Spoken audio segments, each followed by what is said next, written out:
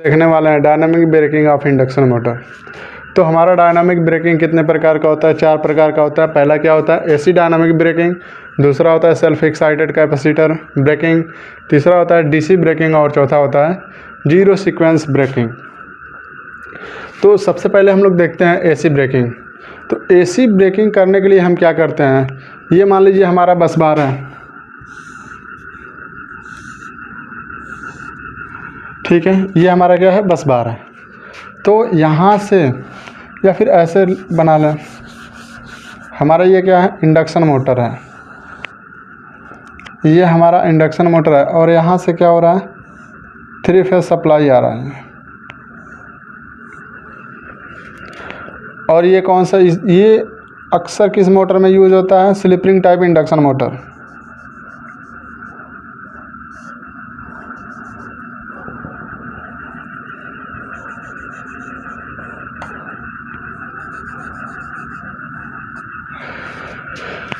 ये हमारा क्या है? रोटर का रेजिस्टेंस है।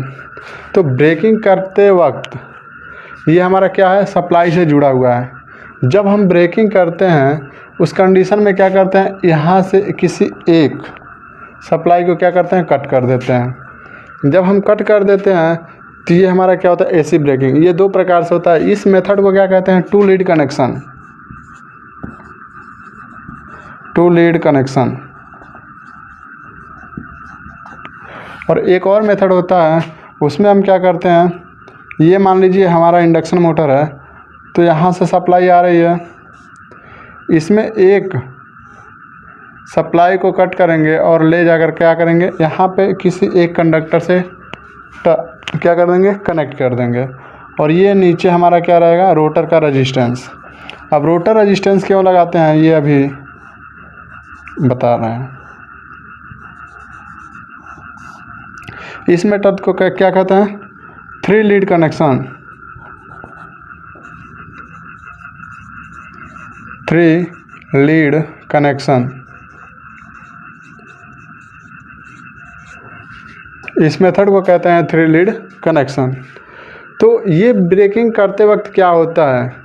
जब हम 3 फेज सप्लाई प्रदान करते हैं इंडक्शन मोटर को एट नॉर्मल कंडीशन, अर्थात नॉर्मल कंडीशन में हम क्या करते हैं? अगर जो ये मान लीजिए हमारा इंडक्शन मोटर है, यहाँ पे क्या कर रहे हैं? 3 फेज सप्लाई प्रदान कर रहे हैं। तो यहाँ पे इस कंडीशन में क्या होता है? IR plus IY plus IB, इन सब का मान क्या होता है? 0। इन सब का क्या होता है? 0 होता है। लेकिन अगर जब इस प्रकार से कनेक्शन हो जाता है, जब ब्रेकिंग करते हैं उस कंडीशन में क्या होता है? अगर देखा जाए तो यही हमारा कनेक्शन होता है।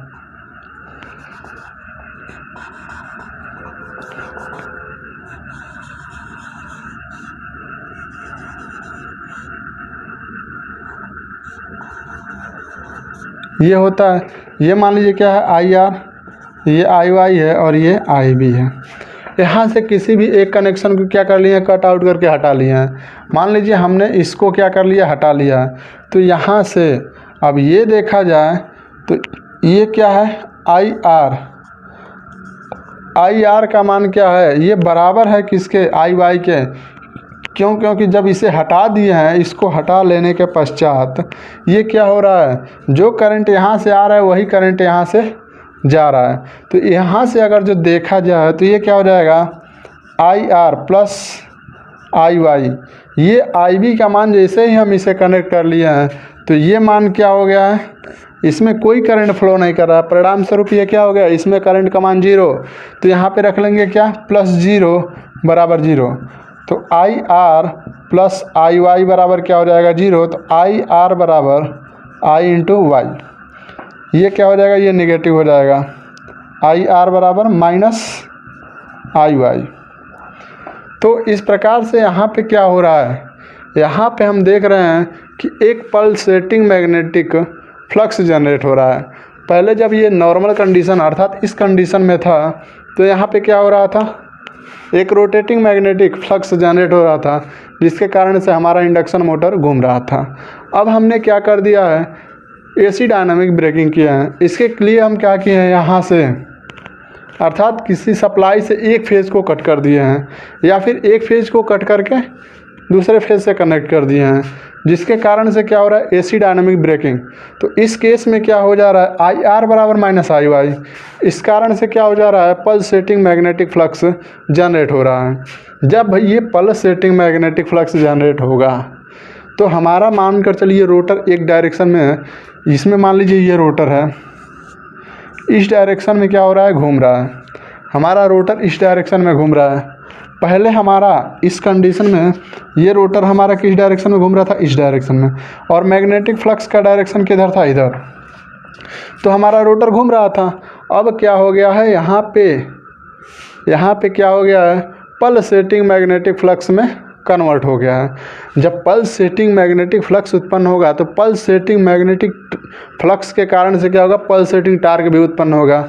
अब हम क्या कर रहे हैं, इसके रोटर में, अर्थात किसके रोटर में, 3 फेस इंडक्शन मोटर के रोटर में हम बाहर से, स्लिपिंग टाइप है, इसमें क्या कर रहे हैं, बाहर से रेजिस्टेंस इंजेक्ट कर रहे हैं। जैसे ही हम बाहर से रेजिस्टेंस इंजेक्ट कर रहे हैं तो इसके कारण से क्या होगा, इसका टॉर्क का मान बढ़ जाएगा। क्यों, क्योंकि रेजिस्टेंस का मान बढ़ने पे टॉर्क का मान क्या होता है, बढ़ जाता है। अब चूंकि ये टॉर्क कौन सा है, ये टॉर्क है पल्सेटिंग।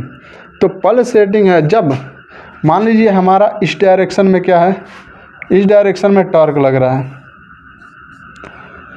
ठीक है। तो पल्सेटिंग के केस में इधर टॉर्क लगेगा तब तो कोई इफेक्ट नहीं, लेकिन जैसे ही ये पल्सेटिंग है तो एक बार इधर टॉर्क लगाएगा तो एक बार इधर लगाएगा। तो पल्सेटिंग के कारण से जब ये विपरीत दिशा में टॉर्क लगेगा, अर्थात जब इस डायरेक्शन में टॉर्क लगेगा तो इस टॉर्क का मान क्या हो जाएगा, बहुत हाई। और जब ये बहुत हाई होगा तो इस कारण से क्या होगा, इसके रोटर अर्थात इंडक्शन मोटर के रोटर का विरोध करेगा, और इस प्रकार से जब विरोध करेगा तो हमारा इंडक्शन मोटर रुकने का प्रयास करेगा। ये प्रक्रिया बार बार चलती रहेगी, अर्थात पल्सेटिंग मैग्नेट के कारण इसमें पल्सेटिंग टॉर्क उत्पन्न होगा। और ये पल्सेटिंग टॉर्क पहले वाले घूमने का यानी रोटेट करने का ये क्या करेगा, विरोध करेगा। इसमें जो नेगेटिव टॉर्क उत्पन्न होगा, अर्थात जो विपरीत दिशा में टॉर्क उत्पन्न होगा, वो क्या करेगा, हमारा इंडक्शन मोटर जो है उसके रोटेटिंग का विरोध करेगा, अर्थात घूमने का विरोध करेगा। और इस प्रकार से धीरे धीरे हमारा मोटर क्या हो जाएगा, रुक जाएगा। लेकिन इसका क्या नुकसान क्या है, इसमें जो होता है पल्सेटिंग मैग्नेटिक फ्लक्स उत्पन्न हो जा रहा है। जब ये पल्सेटिंग मैग्नेटिक फ्लक्स उत्पन्न होता है तो इसके परिणाम स्वरूप क्या होता है, इस मोटर में नॉइज़ बहुत ज़्यादा उत्पन्न होता है। और जब नॉइज़ उत्पन्न होता है तो ये तो अलग बात है, लेकिन इसके साथ इसका रेजिस्टेंस क्या कर ले रहे हो, आप बढ़ा ले रहे हो। और जब रेजिस्टेंस बढ़ा रहे हो तो यहाँ से I2R लॉस का मान क्या हो जा रहा है, बहुत ज़्यादा हो जा रहा है। और जब I2R लॉस का मान बहुत ज़्यादा होगा तो इस कारण से क्या हो जाएगा, इसका I2R लॉस ज़्यादा होने के कारण इसमें हीट बहुत ज़्यादा उत्पन्न होगा। और जब हीट बहुत ज़्यादा उत्पन्न होगा तो हमारा मोटर हीट होता है, अर्थात इस कंडीशन में नॉइज़ उत्पन्न होता है और दूसरा मशीन बहुत ज़्यादा हीट होती है। तो ये होता है हमारा AC dynamic braking. AC dynamic braking में 2 प्रकार होता है, 2 lead connection, 3 lead connection. 2 lead connection में क्या करते हैं कि किसी एक फेस के सप्लाई को कट कर देते हैं और छोड़ देते हैं इसमें, इसके रोटर में हाई रेजिस्टेंस प्रोवाइड करके। और 3 लीड कनेक्शन में किसी एक क्या करते हैं, किसी एक कंडक्टर को सप्लाई से हटाते हैं तथा दूसरे कंडक्टर में कनेक्ट कर देते हैं। तो इस कारण से इसमें क्या होता है, पल्सेटिंग मैग्नेटिक फ्लक्स उत्पन्न होता है। पल्सेटिंग मैग्नेटिक फ्लक्स के कारण पल्सेटिंग टार्क उत्पन्न होता है। पल्सेटिंग टार्क का जो निगेटिव टार्क होता है उसका मान बहुत हाई हो जाता है। क्यों, क्योंकि ये इस डायरेक्शन में लग रहा है और ये इस डायरेक्शन में लग रहा है, तो इन दोनों का एडिटिव हो जाता है। इसी कारण से इसका क्या हो जाता है, पल्सेटिंग टार्क बहुत हाई हो जाता है। जब ये बहुत हाई होता है तो ये इंडक्शन मोटर के रोटर को रोकने का प्रयत्न करता है और परिणाम स्वरूप धीरे धीरे ये हमारा क्या करता है, इंडक्शन मोटर के रोटर को रोकने का कार्य करता है। अगला आता है हमारा क्या, सेल्फ एक्साइटेड कैपेसिटर ब्रेकिंग।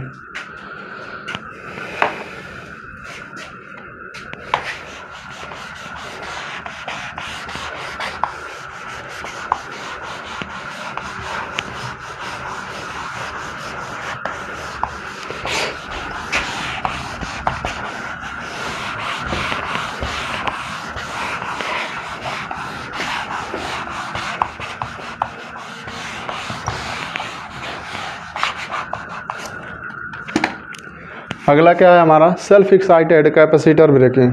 तो ये मान लीजिए हमारा क्या है इंडक्शन मोटर और ये सप्लाई से जुड़ा हुआ है। तो इस प्रकार की ब्रेकिंग करने के लिए हम क्या करते हैं, या तो स्टार में या डेल्टा में 3 कैपेसिटर को क्या करते हैं कनेक्ट कर लेते हैं। हम स्टार में क्या कर रहे हैं कैपेसिटर को कनेक्ट कर ले रहे हैं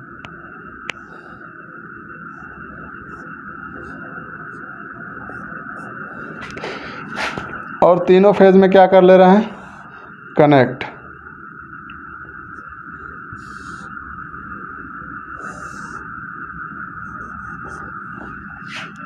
ये हो गया हमारा क्या सेल्फ एक्साइटेड कैपेसिटर ब्रेकिंग।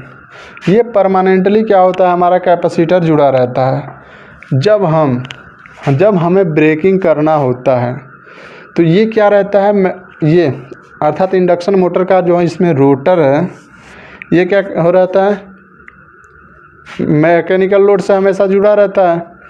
जब हम यहाँ से 3 फेज सप्लाई को क्या कर लेते हैं कट, अर्थात 3 फेज सप्लाई को कट कर दिया, तो ये एक सेल्फ एक्साइटेड इंडक्शन जनरेटर की तरह बिहेव करता है। क्योंकि ये जो कैपेसिटर होता है ये एक्साइटेशन का वर्क करता है। ये क्या करता है प्रारंभ में एक्साइटेशन का वर्कअप करेगा और उसके पश्चात इसमें लगा लोड क्या करेगा प्राइम मूवर का वर्क करेगा। अगर हम सप्लाई को कट कर रहे हैं तो इसके तत्काल पश्चात तो हमारा इंडक्शन मोटर रुकेगा नहीं, क्योंकि लोड इनर्शिया के कारण वो क्या करेगा लोड इनर्शिया के कारण क्या करेगा इंडक्शन मोटर के रोटर को रोटेट कराएगा अर्थात घुमाएगा। तो हमारा रोटर जो है इसको जैसे ही हम कट किए हैं स्टेटर को सप्लाई से, तो इसमें तो क्या हो गया स्टैटिक हो गया है, इसमें कोई फ्लक्स नहीं। क्योंकि जब सप्लाई से डिस्कनेक्ट हो गया तो इसमें क्या कोई फ्लक्स है नहीं है। अब ये क्या करेगा रोटर जब घूमेगा तो रोटर के फ्लक्स को कट करने लगेगा कौन स्टेटर का फ्लक्स, और जैसे ही स्टेटर का फ्लक्स कट करेगा तो इस प्रकार से क्या होगा स्टेटर में एक ईएमएफ जनरेट हो जाएगा अर्थात ये इंडक्शन जनरेटर की तरह वर्कअप करने लगेगा। और जब ये इंडक्शन जनरेटर की तरह वर्क करेगा तो इसमें एक करंट फ्लो होगी। पहले तो वोल्टेज बिल्डअप होगा, वोल्टेज बिल्डअप होने के पश्चात ये कैपेसिटर से जुड़ा है तो इस कैपेसिटर के कारण क्या हो जाएगा एक करंट फ्लो उत्पन्न होगी। किसमें इसमें एक जब करंट फ्लो होगी तो ये करंट क्या करेगी ये किसका विरोध कर जाएगी लेंज के नियमानुसार जो करंट जिससे पैदा होगी उसी का विरोध कर जाएगी। तो ये वोल्टेज से पैदा हुई है वोल्टेज का विरोध करेगी। वोल्टेज किससे पैदा हुआ है मैग्नेटिक फ्लक्स से, तो इस कारण से क्या करेगा वो मैग्नेटिक फ्लक्स का विरोध करने लगेगा। अब ये मैग्नेटिक फ्लक्स का विरोध करेगा तो मैग्नेटिक फ्लक्स किससे पैदा हुआ है अर्थात स्टेटर मैग्नेटिक फ्लक्स रोटर के रोटेशन के कारण से उत्पन्न हुआ है। तो रोटर के रोटेशन का विरोध कौन करेगा स्टेटर का मैग्नेटिक फ्लक्स जो उत्पन्न स्टेटर में जो वोल्टेज उत्पन्न हुआ है वो। तो इस प्रकार से अगर हम देखें तो ये टोटल करंट किसका विरोध करने लगेगा रोटर के घूमने का अर्थात रोटर के रोटेशन का विरोध करेगा। और जब रोटर के रोटेशन का विरोध करेगा तो इसका मतलब क्या हुआ वो ब्रेकिंग का कार्य कर रहा है। तो इस प्रकार से हमारा क्या होता है self excited capacitor braking work up करता है। इसमें क्या हो रहा है सबसे पहले हम लोड को डिस्कनेक्ट कर लिए और जब लोड को डिस्कनेक्ट कर लिया है इसके पश्चात क्या हो गया है जो हमारा रोटर पे लोड इनर्शिया है वो प्राइम मूवर का वर्क करने लगा। और जब लोड इनर्शिया प्राइम मूवर का वर्क कर रहा है तो ये हमारा जो इंडक्शन मोटर है अब इंडक्शन जनरेटर की तरह कार्य कर रहा है। और ये एक्साइटेड पहले किसके कारण हुआ कैपेसिटर के कारण। अब क्या हुआ जब ये अर्थात इंडक्शन मोटर इंडक्शन जनरेटर की तरह कार्य करने लगा तो इसके स्टेटर में क्या होता है वोल्टेज बिल्डअप होता है। क्योंकि रोटर का जो रोटर है वो हमारा रोटेट करता रहता है और जब ये रोटेट करता है तो ये रोटर स्टेटर के वाइंडिंग में स्टेटर वाइंडिंग को कट करता है अर्थात स्टेटर में स्थित कंडक्टर को कट करता है। इस कारण से क्या बोलते हैं Faraday law of electromagnetic induction के कारण यहाँ से रोटर में क्या होता है ईएमएफ इंड्यूस होगा और ये ईएमएफ इंड्यूस होगा तो यहाँ पे हम क्या कर लिए हैं स्टार में कनेक्ट कर लिए हैं कैपेसिटर को। अब इस कैपेसिटर के माध्यम से इसके स्टेटर में करंट प्रवाहित होगी, और जब ये करंट प्रवाहित होगी तो ये करंट जिसके कारण से पैदा हुई है उसका विरोध करेगी। आप कह सकते हैं करंट वोल्टेज के कारण पैदा हुई है, तो वोल्टेज तो किसके कारण पैदा हुआ है? रोटर जो घूम रहा है उसके कारण। तो आप ये कह सकते हैं कि मेनली करंट जो है रोटर के घूमने के कारण पैदा हुआ है। तो जब रोटर के घूमने के कारण पैदा हुआ है तो इस प्रकार से ये करंट क्या करेगी? रोटर के घूमने का विरोध कर जाएगी, और जब रोटर के घूमने का विरोध करेगी तो इस प्रकार से धीरे धीरे हमारा क्या होगा? रोटर घूमना बंद कर देगा, अर्थात रोटर आके स्टैंड स्टिल में खड़ा हो जाएगा। तो इस प्रकार से ये हमारा self excited capacitor braking work करता है। अगला आएगा डीसी ब्रेकिंग।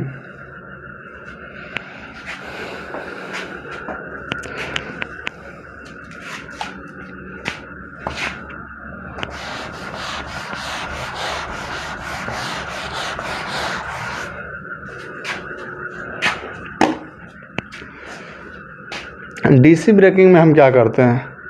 जो हमारा इंडक्शन मोटर होता है, मान लीजिए इंडक्शन मोटर के स्टेटर में हम ऐसे सप्लाई डेल्टा कनेक्टेड है, स्टार कनेक्टेड भी हो सकता है। यहाँ पे आप क्या कर लिए हैं? डेल्टा कनेक्टेड प्रयोग कर लिए हैं। यहाँ पे आप लाकर क्या करेंगे? एक डीसी सप्लाई जोड़ देंगे।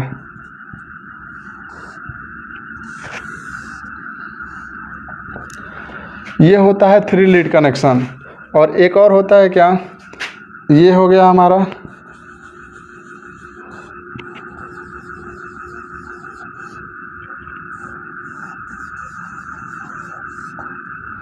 यहाँ से केवल 2 टर्मिनल के बीच में जोड़ रहे हैं, तो ये होगा हमारा 2 लीड कनेक्शन। ये कौन सा रहेगा? 2 लीड कनेक्शन।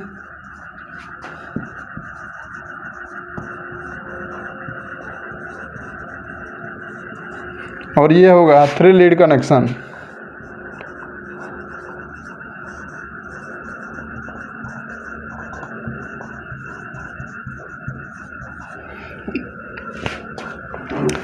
अब इसमें क्या होता है? जब हम सप्लाई को डिस्कनेक्ट करके किसी बैटरी के माध्यम से किसी भी 2 टर्मिनल या इस 2 टर्मिनल तो ये हो गया, या इस प्रकार से कनेक्ट कर देते हैं, तो रोटर का जो इनर्शिया होता है उस कंडीशन में रोटर के इनर्शिया होने के कारण क्या होता है? रोटर तत्काल रुकता नहीं है, वो क्या करता है? मूव करता है, अर्थात रोटेट करता है। जब ये रोटेट करता है तो इसके कारण से क्या होता है? इंडक्शन जो मोटर होता है वो इंडक्शन जनरेटर की तरह कार्य करने लगता है। अब इंडक्शन जनरेटर की तरह कार्य करने के कारण इंडक्शन मोटर के स्टेटर में एक ईएमएफ जनरेट होता है, और ईएमएफ जनरेट होता है तो ये जब इस प्रकार से बैटरी के द्वारा जुड़ा रहता है तो इस ईएमएफ के कारण एक करंट प्रवाहित होता है, और ये करंट कहाँ से होकर गुजरता है? बैटरी से।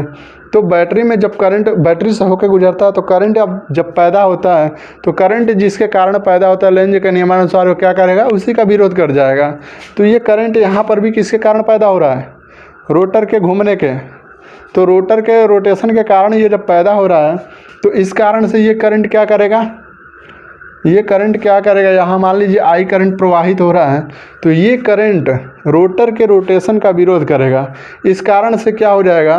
ये रोटर का रोटेशन का जब विरोध करेगा तो इंडक्शन मोटर जो है वो धीरे धीरे क्या हो जाएगा? रुक जाएगा। अब यहाँ पे एक बात ये आती है कि उसमें कैपेसिटर क्यों लगा दिए और इसमें बैटरी क्यों लगा दिए?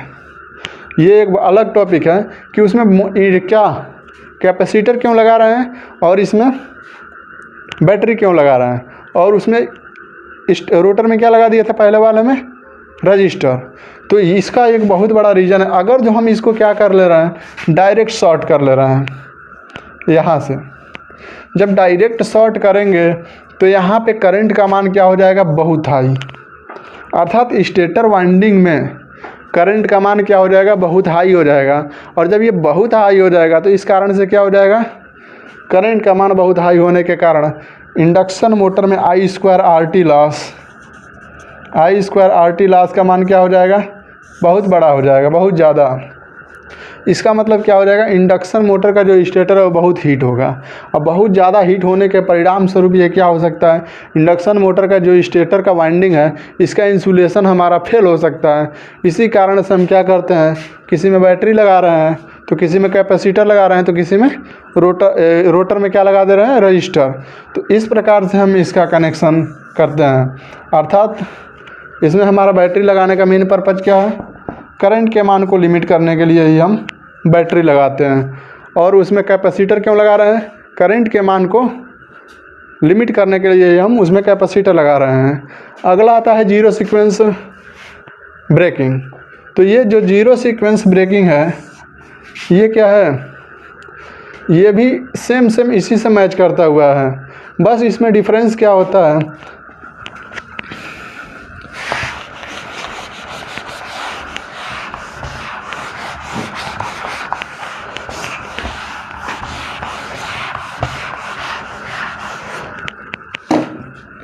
इसमें मान लीजिए ये हमारा क्या है, डेल्टा कनेक्टेड है।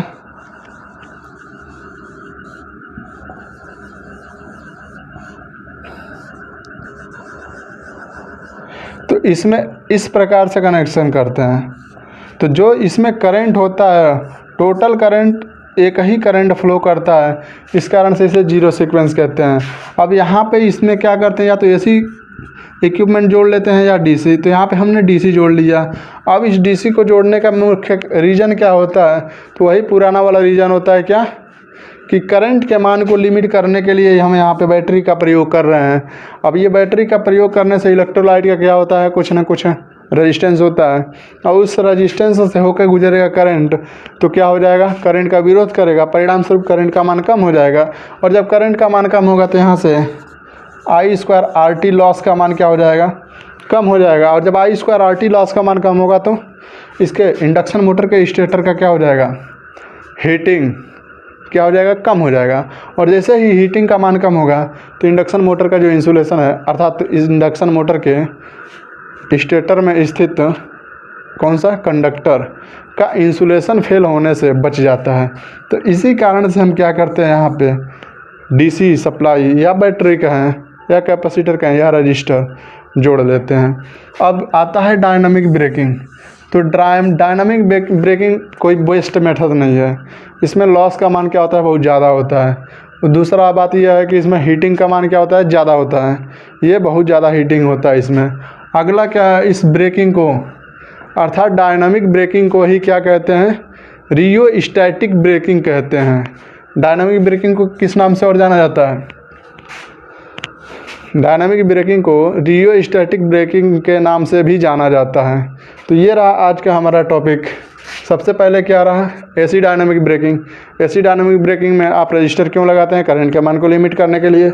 सेल्फ एक्साइटेड कैपेसिटर ब्रेकिंग में कैपेसिटर का मुख्य पर्पज होता है करंट के मान को लिमिट करना। और इसमें डीसी ब्रेकिंग में भी बैटरी को क्यों लगा रहे हैं, बैटरी को क्यों लगा रहा है, करंट के मान को लिमिट करने के लिए। और जीरो सीक्वेंस में यहाँ पे डीसी के केस में बैटरी क्यों लगा रहे हैं, करंट के मान को लिमिट करने के लिए। तो इस प्रकार से होता है ये हमारा कौन सा ब्रेकिंग, डायनामिक ब्रेकिंग या रियोस्टैटिक ब्रेकिंग। धन्यवाद। अगर वीडियो अच्छा लगे तो इसे लाइक तथा शेयर ज़रूर करें, साथ साथ चैनल को सब्सक्राइब ज़रूर करें। धन्यवाद।